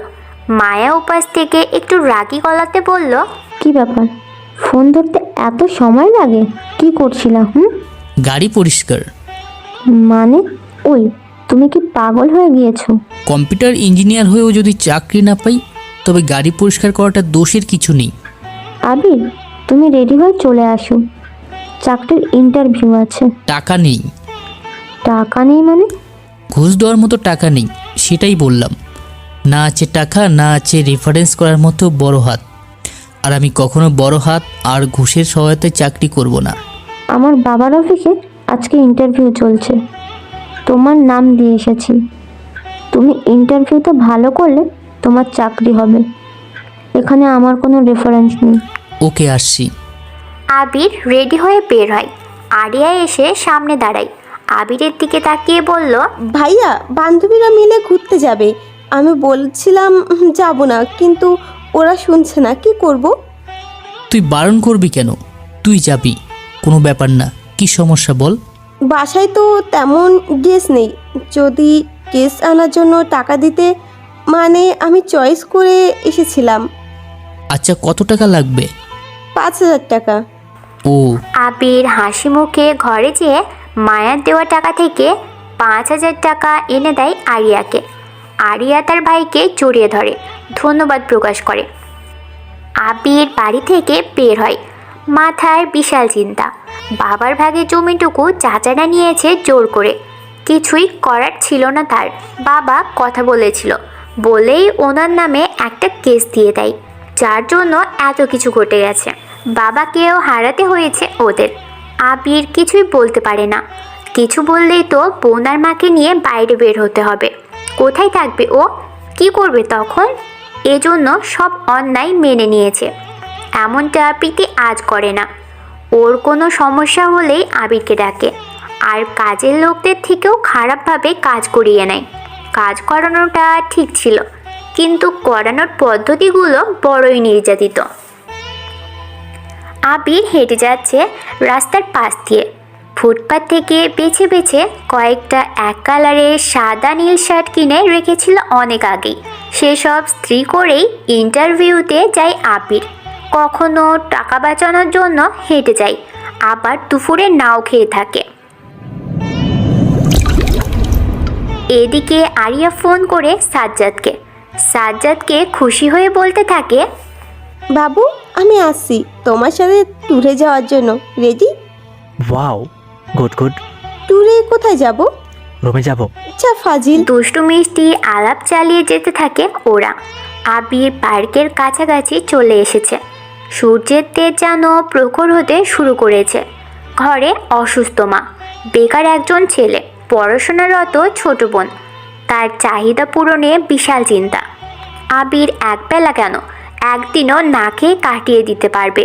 কিন্তু চিন্তাটা আরিয়াকে নিয়ে। ওকে কখনো অভাব ঠিকমতো বুঝতে দেয়নি আবির। মাঝে মাঝে একটু কষ্ট পেতে দেখেছে, তবুও আবির পরে সেসব পুষিয়ে দিয়েছে। গতবার আরিয়ার পিকনিকে যাওয়ার জন্য ড্রেস, টাকা, ভাড়া সব কিছু আবির খুব কষ্ট করে ম্যানেজ করেছিল। আরিয়ার মুখের হাসির জন্য আবির চাইলে নিজেকেও বিক্রি করতে পারবে। এত সময় লাগে? 30 মিনিটের মধ্যে অফিসে পৌঁছাতে হবে, চলো। মায়ের কথা শুনে আবির ওর মুখের দিকে তাকালো। আবিরের পৃথিবী বলতে 3 জন মানুষ, মা, বোন আর মায়া। 2 জন মানুষ খুব ভালো করেই বোঝে আবিরকে, ওর মা ফাহিমা বেগম আর মায়া। দুজনে কখনো আবিরের কাছে আবদার করেনি, বরং তারাই দেওয়ার জন্য কত কিছু করেছে। আবির বলল, চলো। গাড়িতে বসো। আর শোনো, রাগ দেখাবা না সেখানে, বুঝেছো? ইন্টারভিউতে অনেক কিছুই হয়। আমাদের মতো মানুষের রাগের কোনো দাম নেই, তাই দেখিয়ে কোনো লাভ হবে না। খেয়েছো কিছু? না। আচ্ছা, আগে ইন্টারভিউ শেষ করো। কয়েক মিনিট পর আবির বিশাল একটা অফিসে এসে পৌঁছলো। আবির গাড়ি থেকে নামতেই মায়া এগিয়ে আসলো। আবিরের শার্টের বোতাম ঠিক করে দিল। চুলগুলো এলোমেলো হয়ে আছে। মায়া ঠিক করে দিল 2 হাত দিয়ে। সবার আড়ালে আবিরের কপালে আলতো করে চুমু দিয়ে বলল, বেস্ট অফ লাক, আমি বাইরে আছি। উপর থেকে জানালা খুলে মাহমুদ সাহেব সবটা দেখলো। বুঝতে বাকি নেই আবির কে হয় তার মেয়ের। তিনি পকেট থেকে ফোন বের করে কাদেরকে যেন ফোন দিয়ে বলেন, মায়ের সাথে আসা সাদা শার্ট পরা ছেলেটার সব ডিটেলস 30 মিনিটের মধ্যে আমার চাই। রিফাত একটা কালো বাইক থেকে নামলো। বাইক থেকে নেমে এসে আশেপাশে তাকালো 3টে বাড়ি। ডান পাশে 5 তলা একটা বাড়ি, বাম পাশে 4 তলা একটা বাড়ি, মাঝখানে টিনের চালের একটি বাড়ি। বড় 2 বাড়ির পাঁচিল বিশাল গাঁথুনি দিয়ে মজবুত করা, আর টিনের চালের বাড়ির পাঁচিলটা সুপারি গাছের ডাল দিয়ে করা। রিফাত মনে মনে ভাবলো, আবির কোনটাতে থাকবে? জায়গার খোঁজ নিতে নিতে এখানে আসলাম। কোনটা হতে পারে আবিরের বাড়ি? 5-7 না ভেবে সে টিনের বাড়ির মধ্যেই প্রবেশ করলো। একটা মেয়েকে সেজেগুজে বের হতে দেখে রিফাত। মুখে অনেকটা আবিরের চেহারার মিল পাওয়া যাচ্ছে। রিফাত মেয়েটার সামনে এসে বলল, আবিরকে চেনো? আমার ভাইয়া। আপনি কি? রিফাত, আমি আবিরের বন্ধু। তুমি কি ওর বোন হবে? ছোট বোন। ভেতরে মা আছে, আমি একটু বাইরে যাব, মায়ের সাথে কথা বলুন। আরিয়া কথাটা বলে সেখান থেকে বের হয়ে আসে। রিফাত বাড়ির দরজার সামনে যেয়ে সালাম দিলেন। ভিতর থেকে সালামের জবাব আসলো। রিফাত কিছু বলতে যাবে, তার আগে ফাহিদা বেগম এগিয়ে আসলো। তাকিয়ে দেখে সাহেবদের বেশে একটা ইয়াং ছেলে দাঁড়িয়ে আছে। রিফাত বলল, আন্টি, আমি রিফাত, আবিরের বন্ধু। কত বছর হলো দেখা হয় না, তাই আসলাম। সে কি বাড়িতে আছে? না বাবা, ভিতরে আসো। সে তো বেরিয়ে গেছে চাকরির ইন্টারভিউ দিতে। মানে সে কি এখনো বেকার? ওরা 2 জন কথা বলে। এদিকে আবির বসে আছে। অফিসের কাজের লোক এসে বলল, আপনি আবির? আপনাকে ভিতরে যেতে বলেছে। আবির তাড়াতাড়ি ভিতরে চলে যায়। 5 জন লোক বসে আছে। আবির সালাম দিয়ে বসার অনুমতি চাইল। আবির বসতে একজন বলল, সার্টিফিকেট তো দেখলাম সব টপার তো। জি স্যার। গুড। তো আবির সাহেব, বলুন তো আপনার সবচাইতে বড় শক্তি ও দুর্বলতা কি? আমার সবচাইতে বড় শক্তি হলো আত্মবিশ্বাস। প্রতিটা মানুষ পছন্দ করে কনফিডেন্সিয়াল মানুষদের, আর আমি পছন্দ করি ওভার কনফিডেন্সিয়াল মানুষদের।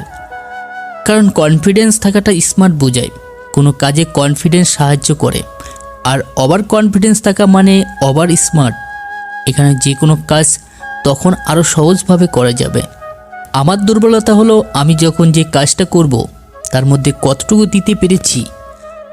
আমার সবটা যদি না দিতে পারি, কাজটা যদি সঠিকভাবে সম্পূর্ণ না হয়, এটাই আমার কাছে দুর্বলতা প্রকাশ করে।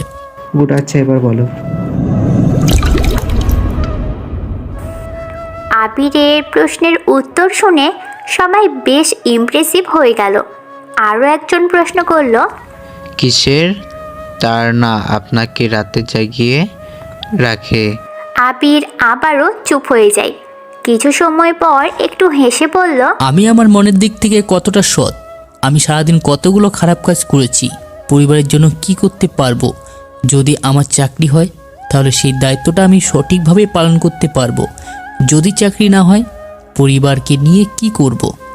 দুনিয়ার সুখ খুঁজতে যেয়ে আমি আমার সৃষ্টিকর্তাকে ভুলে যাচ্ছি না তো। এইগুলো চিন্তা আমাকে রাত জাগিয়ে রাখে।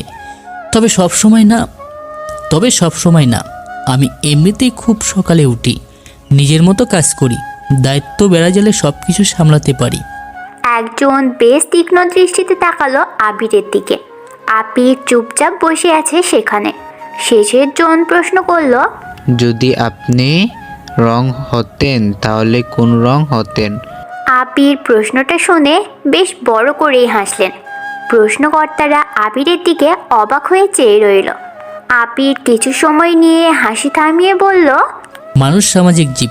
প্রতিটা মানুষের মধ্যে বেসিক 4 ধরনের পার্সোনালিটি টাইপের যে কোনো একটি দেখা যায়, কিন্তু আমি পরিস্থিতি অনুযায়ী চিনতে এবং মানিয়ে নিতে পারি। কখন আমার লাল হওয়ার প্রয়োজন হয়, কখনো সবুজ, আবার কখনো কখনো কালো কিংবা গোলাপি, আবার সাদাও হতে হয়। সবটা নির্ভর করে পরিস্থিতির উপর। তাই বলা যায় পরিস্থিতি যেমনটাই তৈরি হবে আমি ঠিক সেই রঙটাই বেছে নেব। Great answer. প্রশ্নকর্তারা সবাই উঠে দাঁড়ালেন। আবিরের পিছনে কোম্পানির মালিক মাহমুদ সাহেব এসে দাঁড়িয়েছে। উনি ইশারায় সবাইকে চলে যেতে বললেন। প্রশ্নকর্তারা চলে যায়। মাহমুদ সাহেব এসে আবিরের সামনে এসে বসলো, বলল, আমি মায়ের বাবা। আবির বসা থেকে উঠে দাঁড়াতে চাইল। উনি ইশারায় দাঁড়াতে বারণ করলেন। রুমে এসি চলছে। কাজের ছেলে 2 কাপ চা নিয়ে গেছে, সাথে বিস্কুটও আছে। আবিরকে ইশারায় খেতে বললেন। দুজনে বেশ কিছু সময় ধরে চুপ করে রইল। মাহমুদ সাহেব হঠাৎ বললেন, তোমার গায়ের শার্টটা ফুটপাতের দোকান থেকে কেনা, তাই না? জি স্যার। ওকে, রং চলে যাবে ভেবে সাদা রঙের শার্ট কিনছো? Great thing. Yes sir. তোমার বাবা ছিল ছোট একজন ব্যবসায়ী। তিনি মারা গিয়েছে রোড অ্যাক্সিডেন্টে। যদিও সেদিন তিনি তোমার চাচাদের ব্যবহারে কষ্ট পেয়ে বাড়ি থেকে বের হয়েছিলেন। তোমার বাসা টিন শেডের ঘরে অসুস্থ মা। বিয়ে দেওয়ার মতো বয়সে হয়েছে তোমার বোনের। বোনকে অভাব বুঝতে দাও না তেমন একটা। প্রতিদিন কি যেন বাজার করো। অল্প টাকাতে যা পাই সেটাই। আমার বাড়ির কাজের লোকদের খাবারের মেনু কি জানো? না। মাছ, মাংস, সব ধরনের টাটকা সবজি। আমি কম্প্রাইজ করতে ভালোবাসি, কিন্তু নিজের মেয়ের ব্যাপারে একদমই না। স্যার, সহজ করে কথা বলুন। পেঁচানো মানুষদের সামনে পিছিয়ে কথা বলাটা অন্যরকম হয়। বুঝতে পারছো তাহলে? মায়ের থেকে চলে আসতে হবে, তাই তো? আমি মায়াকে বলবো না তোমার কথা, তবে তোমাকে ওর থেকে চলে আসতে হবে। কারণ আমি কখনো তোমার হাতে ওকে তুলে দিব না, আর না চাকরি দিব। চাকরি দিলে তোমাকে সামনে এনে মায়া আমাকে অনেক কিছু বোঝাবে, আর আমি আমার মেয়ের কথা ফেলতে পারি না। তোমাকে কোনো চাকরি দেয়নি এই ব্যাপারটা তুমি বলবে তাকে, আমিও বলবো, তবে সেসব বানিয়ে বলবে। যাও। আবির অফিস থেকে বের হয়। গেটের বাইরে এসে ঘুরে একবার অফিসের দিকে তাকালো। মনে মনে বলল, আজ টাকা আছে বলে আমার উপর সত্য দাঁড় করিয়ে দিলেন। একদিন টাকা আমারও হবে, সেদিন আমি ধ্বংস করে দেব পৃথিবী।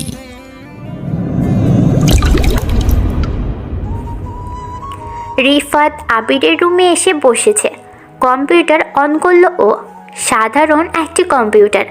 রিফাত কম্পিউটারের দিকে তাকিয়ে রহস্যময় এক হাসি দিল। অর্ককে ফোন দেয়। অর্ক রিসিভ করে বলে, হ্যাঁ রিফাত ভাই বলো। দেখা হবে খুব তাড়াতাড়ি। আর এটাও শুনে রাখ, আবিরকে আমি ডেভিল বানাবো। দেশে তবে আরও একটি ভিলেনকে দেখতে পাবে। দেশ না, বল পৃথিবী এবার নতুন ডেভিলকে দেখবে। তবে এবার সে ডেভিল নয়, হবে ভিলেন, মানে হারামি যাকে বলে। রিফাত কম্পিউটার অফ করলো। সে ফাহিদা বেগমের সাথে কিছু সময় কথা বলে সেখান থেকে চলে আসলো। অর্ক আর রিফাতের রহস্যময় কথাগুলো কোনো সাধারণ কথা নয়। কথাগুলোর মধ্যে একটা বিশাল গল্প রয়েছে। সময় হলে সবাই তা বুঝতে পারবেন। আরিয়া গাড়িতে করে যাচ্ছে। পাশেই সাজ্জাদ বসে গাড়ি চালাচ্ছে। কিছু দূর যেতেই একটা ছেলের সামনে গাড়িটা থামলো। আরিয়া বলল, ছেলেটা কে? সাজ্জাদ মুচকি হাসলো। ছেলেটার নাম ফুয়াদ, সাজ্জাদের বন্ধু। আরিয়াকে দেখেই বলল, আরে ভাবি। ফুয়াদ গাড়িতে উঠলো। গাড়ি চলতে থাকে। কিছু দূর যেয়ে নাইম নামের একটা ছেলে গাড়িতে উঠলো। আরও কিছু দূরে এসে শাহিন নামের একটা ছেলে উঠলো গাড়িতে। একটি গাড়িতে 5 জন মানুষ, 4 জন ছেলে আর একটি মেয়ে। আরিয়া সাজ্জাদের দিকে কৌতূহলী দৃষ্টিতে তাকাচ্ছে বারবার। সাজ্জাদ ইশারায় বোঝালো, ভয় নেই, ও আমার খুব কাছের বন্ধু, তোমাকে সম্মান করে অনেক। সবাই যাচ্ছে ট্যুরে। আরিয়া গাড়ির মিউজিকের সাথে বেশ মজা করেই চলছে, কোনো ভাবনা নেই। পুরনো শহর ছেড়ে বিকেলে পৌঁছয় নতুন একটি শহরে। একটি নিরিবিলিতে বাড়ির মধ্যে একটা রুম নিল সাজ্জাদ। বাড়ির পাশ দিয়ে নদী বয়ে চলেছে। সাজ্জাদ আরিয়াকে নিয়ে রুমে উঠল। ফুয়াদ বলল, তোরা দুজন এনজয় কর, আমরা দেখি খাবার পাই কি না। বাই। ফুয়াদ, নাইম আর শাহিন রুম থেকে বেরিয়ে আসে। সাজ্জাদ দরজা আটকে দেয়। আরিয়ার কাছে এসে বিছানায় ধাক্কা দিয়ে ফেলে দিল তাকে। আরিয়া বিছানায় ছিটকে পড়ে। মুখে লজ্জামাখা হাসি নিয়ে সাজ্জাদকে বলল, এই এসব কি হচ্ছে? সবসময় দুষ্টুমি করো, ফাজিল কোথাকার। আমি ফাজিল, আমি বেয়াদব, সবকিছু আমি। তবু তুমি আমার। কথা বলতে বলতে সাজ্জাদ আরিয়ার গা থেকে কাপড়গুলো খোলা শুরু করেছে। আরিয়ার কোনো বাধা নেই, সে সাজ্জাদের দিকে তাকিয়ে আছে। সাজ্জাদ এক এক করে আরিয়ার গা থেকে সব কাপড় খুলে ফেলেছে। আরিয়া দেখতে বেশ মিষ্টি। নিম্নবিত্ত পরিবারে জন্ম নিলেও আরিয়া দেখতে যথেষ্ট সুন্দরী। এমন মেয়েকে যে কেউ পাওয়ার জন্য পাগল প্রায়। কিন্তু সাজ্জাদ তো কেবল তাকে পেয়ে ক্ষান্ত নয়, সে আরিয়ার সবটুকু পেয়েছে। একটি নারীর সবচাইতে মূল্যবান নিজের শরীরের জিদ, সেটাকেও সাজ্জাদ ছাড় দেয়নি। সাজ্জাদ নিজের গা থেকে টি শার্ট খুলে ফেলল। তারপর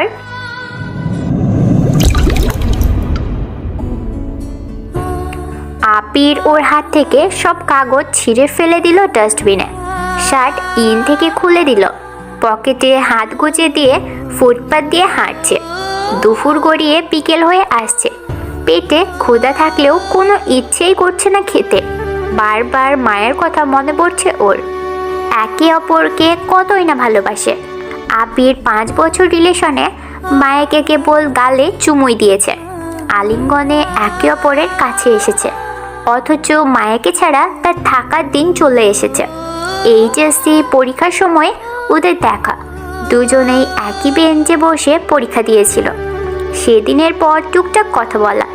কাকতালীয়ভাবে একই কলেজে ভর্তি হয় ওরা দুজন। এরপর বন্ধুত্ব শুরু। একে অপরকে পছন্দ করা, ভালোবাসা, সবটা যেন ভাগ্যেই ছিল। কতই না স্বপ্ন ছিল একসাথে ঘর বাঁধার। আবিরের কাঁধে মাথা রেখে মায়া বলো তো আবির, তোমার বাড়িতে যখন একেবারে যাব তখন অনেক মজা হবে। দেখো, আমি রান্না করব, তুমি আমাকে পেছন থেকে জড়িয়ে ধরে জ্বালাবে। আবির হুঁ বলে সায় দিত, কারণ তখন থেকেই আবিরের চিন্তা কিভাবে সে মায়াকে নিজের করে নেবে। মায়াকে নিয়ে পালানোর স্বপ্ন না দেখলেও একদিন মজার ছলে আবির মায়াকে বলেছিল, চলো আমরা পালিয়ে যাই।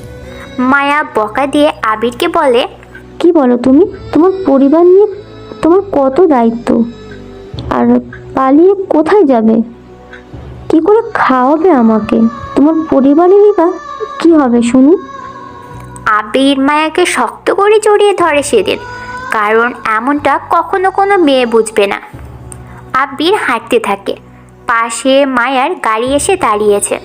মায়া গাড়ি থেকে নেমে আবিরকে ডাকলো, এই আবির, চাকরি হয়েছে? না। ও আচ্ছা, আমি আব্বুর সাথে কথা বলে নেব, চাকরি হয়ে যাবে। আবির কোনো কিছু বলছে না। মায়ার থেকে সে হেঁটে চলে আসতে থাকে। লাবণ্য চেয়ারে বসে আছে। সে এখন অনেক বড় একটি পজিশনে এসেছে। চেয়ারে হেলান দিয়ে লাবণ্য অনেক কিছুই ভাবছে। কয়েক বছর আগের কথাগুলো লাবণ্য সবসময় ভাবে। একটি কালো রাত, চারপাশ যেন অন্ধকার। সেই কালো রাতে একটা ব্লাস্ট হয়। সেই ব্লাস্টে মারা যায় দুজন সরকারির অধীনে থাকা লোক, সাকিব আর সোহেল। কিন্তু কেন? ডেভিলের মাইন্ড গেমে তারা মারা গিয়েছিল। ডেভিল কোথায় আছে? সেদিন রাতে অনেকগুলো প্রশ্ন রয়ে যায় সবার কাছে। দেশের জনগণ, এমনকি সরকারও প্রশ্নের উত্তর খুঁজে চলেছিল। একটা সময় না পেয়ে সব কিছু থামিয়ে দেয়। এখনো অবধি লাবণ্য ছাড়া এই শহরে ডেভিল নিলয়কে অন্য কেউ চেনে না। নিলয় যে ডেভিল ছিল এটা কেবল এই ঢাকা শহরে একমাত্র লাবণ্য জানে। আর যারা জানতো তারা সবাই মারা গেছে। লাবণ্য সেদিনের রাতের কথা ভাবছে। অর্ককে তুলে আনা হয় ডেভিল ভেবে, কিন্তু অর্ক ছিল ডেভিলের সাথে থাকা ছোট একজন হ্যাকার। আসল ডেভিল তো ছিল নিলয়, যাকে মাস্টার অফ মাইন্ড গেমার বলা হয়ে থাকে। টেকনোলজিতে তার অনেক জ্ঞান, সে চাইলেই পুরো পৃথিবীটা নিজের করে নিতে পারত। আচ্ছা, ডেভিল নামের কেউ যদি, মানে নিলয়ের মতো যদি কোনো হ্যাকার আবার আসে, কি হবে? লাবণ্য চোখ বন্ধ করে নিলয়, নেহা, অর্ক, মাসুম আর সিয়ামদের চলে যাওয়ার দৃশ্যটা কল্পনা করছে। রেড গ্যাং হিসেবে ছিল নেহা, কিন্তু ডেভিল নিলয়কে নেহা ভালোবাসত। ওরা সেই যে কতগুলো টাকা নিয়ে চলে যায়, তাদের কোনো অস্তিত্ব আর খুঁজে পাওয়া যায়নি। লাবণ্য চেহারে হেলান দিয়ে কতগুলো ভাবছে। ওর সহকারী জাবেদ শেখ এসে সামনে দাঁড়িয়ে স্যালুট করলেন। ম্যাম, আপনার জন্য একটা চিঠি এসেছে। ওকে, দাও দেখি। লাবণ্য চিঠি খোলে। সরকারের খুব কাছে সিকিউরিটি এজেন্সি থেকে এসেছে। চিঠি শুরুতেই লেখা, আমি রিশান বলছি, secret security agency of Bangladesh, batch 11। তারপর লেখা, আজ প্রায় 8 মাস হলো বাংলাদেশ বঙ্গবন্ধু স্যাটেলাইট 1-কে ঘিরে অনেক রহস্য ছড়িয়ে পড়েছে। প্রশ্ন হলো, কি সেই রহস্য, আর কেনই বা এটা আপনাকে জানাচ্ছি। সেকেন্ড, কারণটা আগে বলি। আপনি বেশ কয়েক বছর ধরে ডেভিল নামে এক হ্যাকারের উপর ইনভেস্টিগেশন করেছিলেন। আপনার এই ব্যাপারটা অজানা নয় যে হ্যাকাররা কেমন হতে পারে। আমাদের স্যাটেলাইটটি যেদিন মহাকাশে প্রেরণ করা হয়, সেদিন চায়নাতেও একটি স্যাটেলাইট মহাকাশে প্রেরণ করা হয়। কিন্তু সমস্যা হলো, আমাদের স্যাটেলাইটে অগ্রিম সব খবর চায়নারা আগেই হ্যাক করে নিচ্ছে। র এজেন্সির কোম্পানি থেকে জানা যায় নাসাও এর সাথে যুক্ত।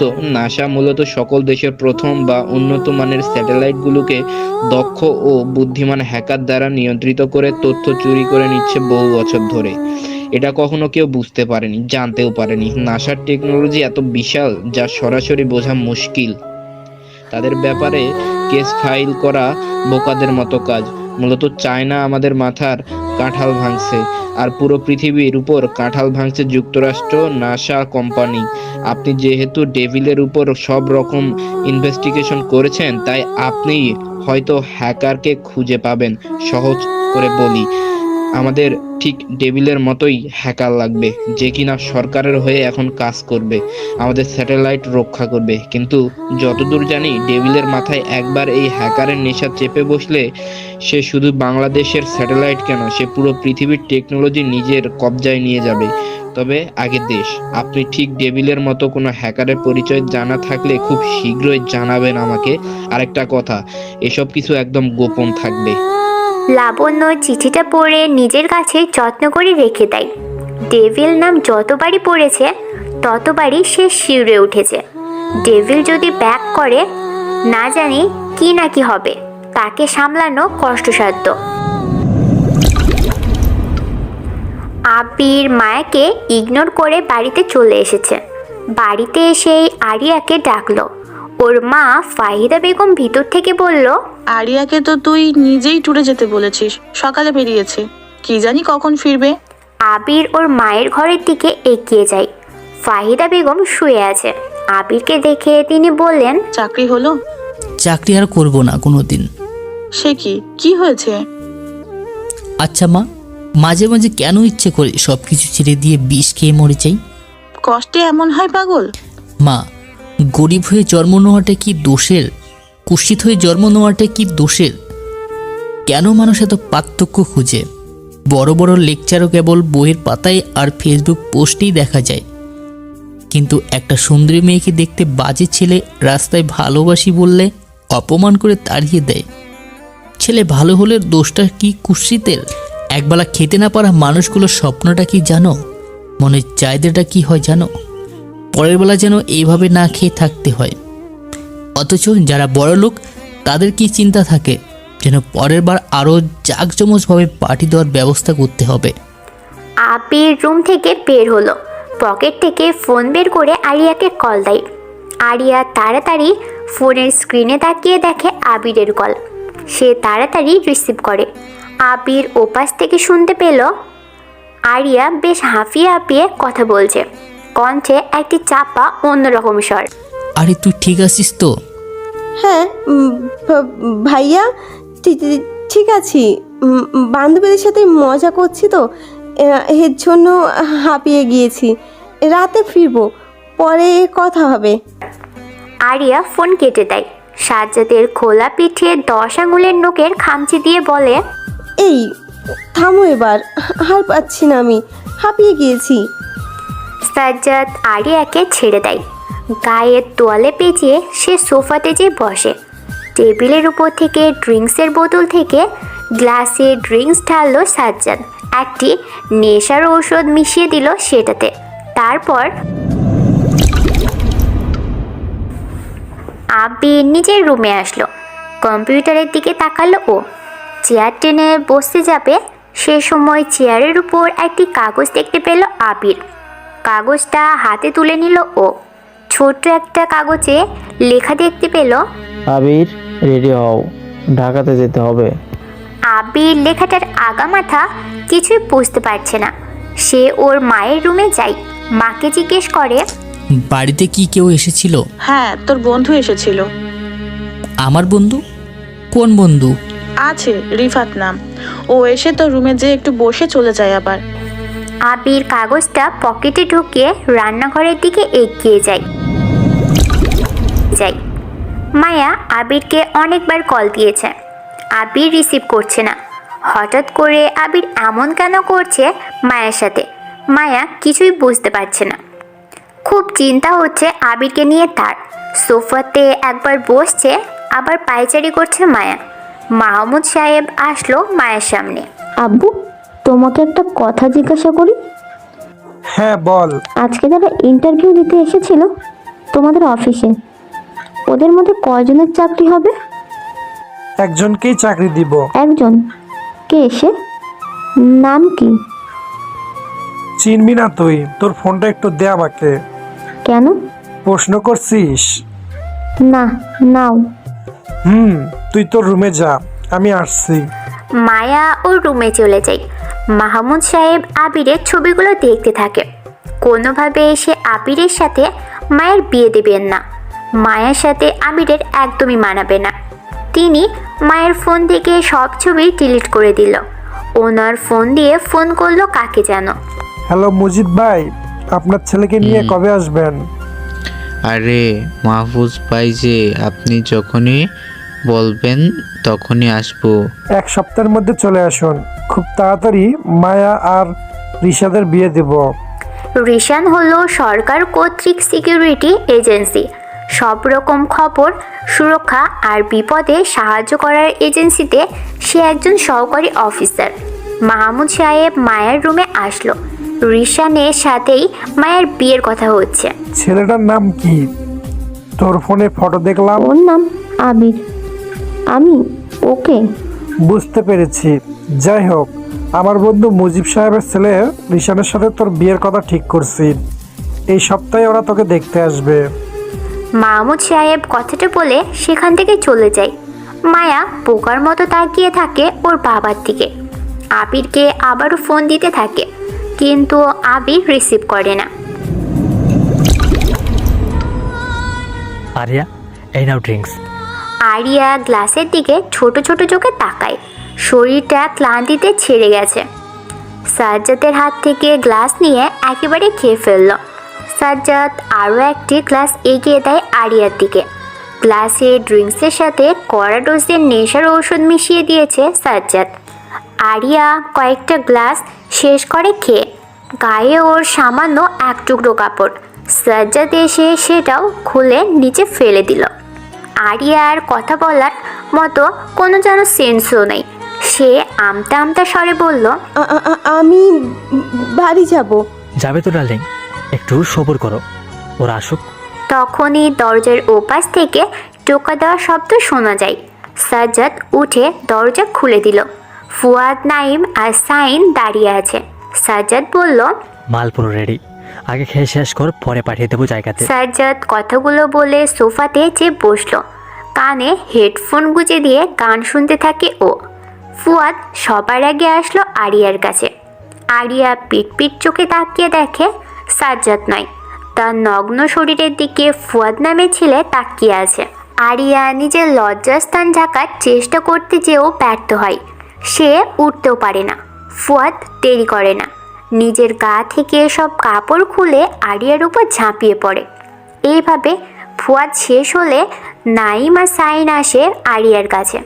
ইচ্ছে মতো সন্ধ্যা অবধি তিনজন আরিয়ার উপর নির্যাতন চালায়। আরিয়ার সাথে ঘটা সব কিছুই ভিডিও করে সাজ্জাদ। মালটাকে নিয়ে গাড়িতে তোল।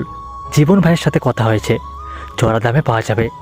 আগের বার তেমন টাকা পায়নি, এবারে মালকে দিয়ে টাকাটা উসুল করতে হবে। হয়ে যাবে।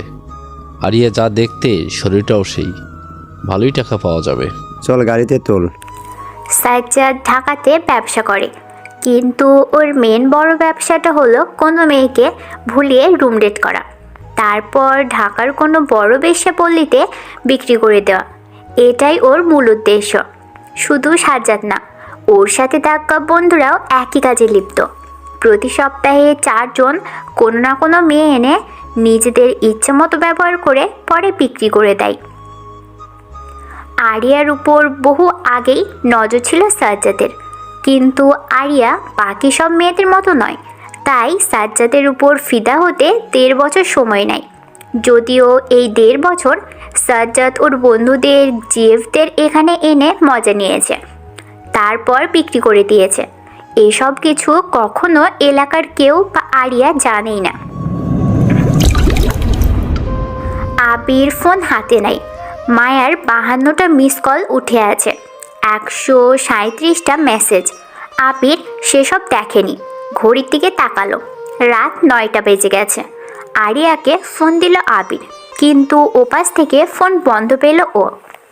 পরপর 10 বার কল দিয়েও একই রকম বন্ধ পেয়েছে। আবির মায়াকে কল দেয়। মায়া তাড়াতাড়ি রিসিভ করে।